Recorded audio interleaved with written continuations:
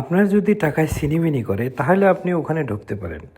এইটাই হচ্ছে মালয়েশিয়ার সেই বড় ক্যাসিনো সাম্রাজ্য, যেটা এশিয়া মহাদেশের ভিতরে একটা অন্যতম জায়গা। আমি চলে আসছি আমার টিমমেটদের নিয়ে। আমরা আসছি ঘুরবো ফিরবো। এখানে চমৎকার একটা জায়গা আছে ঘোরাফেরার জন্য। আসলে এখানে ঢুকলে না কেমন যেন নিজেকে বাচ্চা বাচ্চা মনে হয়। আর বিশেষ করে এটা বাচ্চাদের জন্য অনেক রাইড আছে, বাট এই রাইডের ভিতরে বাচ্চারা না, বাচ্চার মা বাপ খালা খালু ভাই বোন সবাই আসে, শুধু বাচ্চাই নেই। চমৎকার বিষয় হচ্ছে এটা। যাই হোক, আমরা একটু ঘুরে দেখি ভিতরে আরও।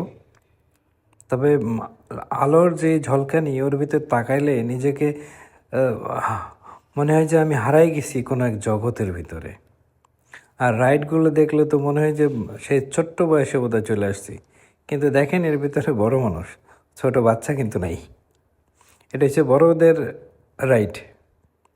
আচ্ছা যাই হোক, ওরা একটু দোলনায় দুলতেছে, দুলতে দেন।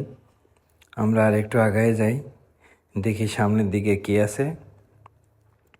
এখানে একটা বাঘ দেখা যাইতেছে, বাট মনে হইতেছে বাঘটারে বাদর হিসেবে বানায় রাখছে। বাঘেরও এখানে কোনো মূল্য নাই দেখেন। তার মানে কেমন জায়গা একবার চিন্তা করেন।